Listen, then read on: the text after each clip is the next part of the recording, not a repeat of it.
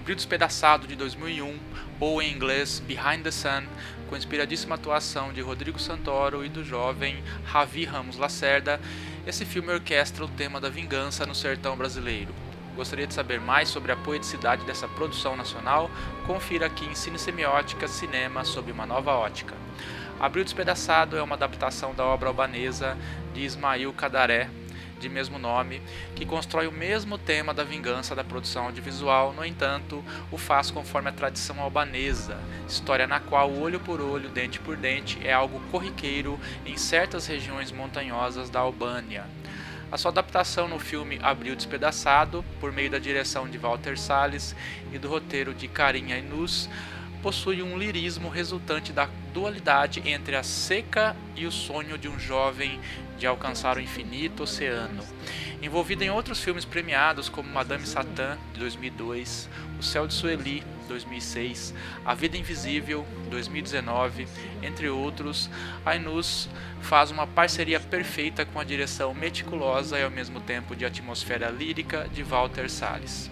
De Terra Estrangeira, 1995, Central do Brasil, 1998 e Diários de Motocicleta, de 2004.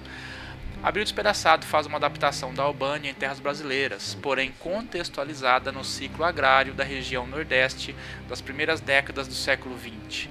Nesse contexto, a terra árida do sertão passa pela transição do cultivo da cana-de-açúcar para o de gado, e mais especificamente nesse filme, para a produção da rapadura na vida sofrida da moenda de cana-de-açúcar. Esse contexto narra a história da família de Tonho. Aqui nos brinda a atuação de Rodrigo Santoro e sua face ora sofrida, ora ingênua, porém perdida e quase animalesca, no seio de uma família mergulhada na vingança de sangue com outros clãs da região sertaneja chamada Riacho das Almas. Além do plot da vingança, há mais duas questões importantes no filme. Primeiro, são as informações contextuais da região do Brasil conhecida por diversos nomes e adjetivos: sertão, região agreste, sertão nordestino, caatinga, o ciclo da seca, o ciclo das chuvas.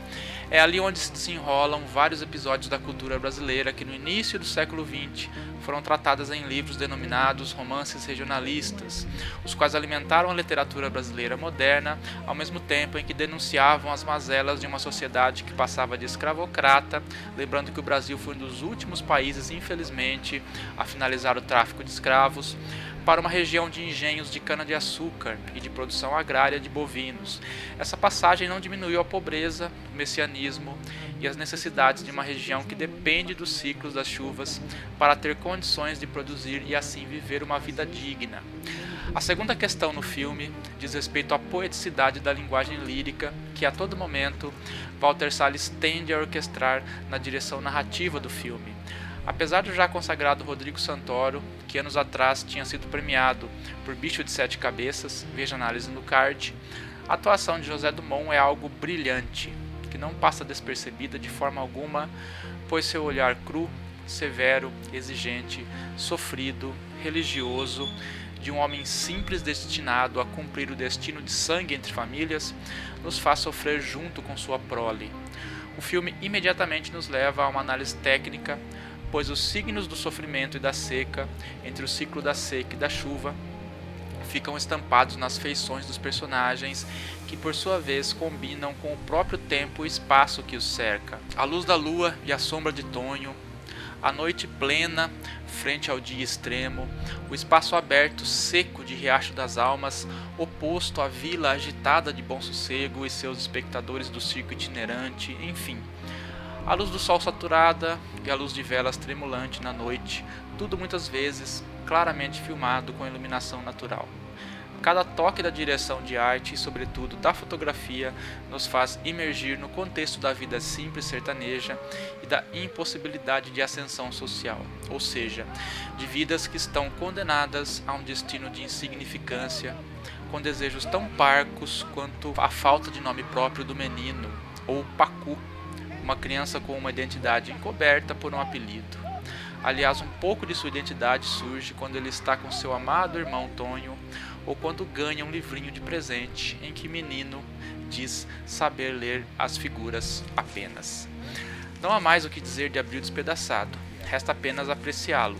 sua atmosfera de drama, misticismo e suspense, nos ensina como se faz uma boa direção com poucos diálogos, pois pouco se fala e muito se mostra por meio dos semblantes, da fotografia e de algumas cenas de ação que dão um ritmo às vezes contrário à poeticidade mais pontuada e paciente do filme.